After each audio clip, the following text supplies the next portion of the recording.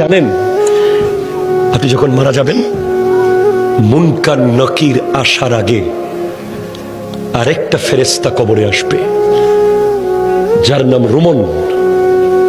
সে আপনাকে বসাবে, বলবে লেখো উকতুব আমালাক, তোমার ৬০ বছর কি কি করেছো প্রত্যেকটা মুহূর্ত লিখে দাও।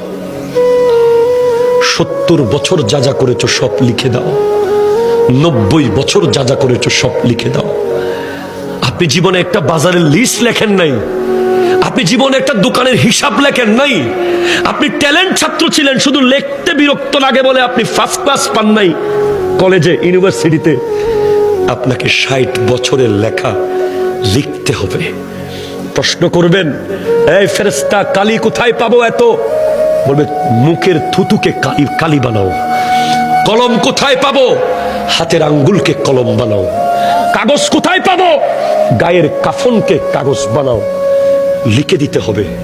নামাজ পড়েছেন, কলম চলবে দ্রুত। রোজা রেখেছেন, কলম স্পিডে চলবে। দান করেছেন, কলম স্পিডে চলবে। মা বাবার খিদমত করেছেন, কলম দ্রুত চলবে। সুদ খেয়েছেন, কলম চলবে না। ঘুষ খেয়েছেন, কলম চলবে না। জুলুম করেছেন, কলম চলবে না।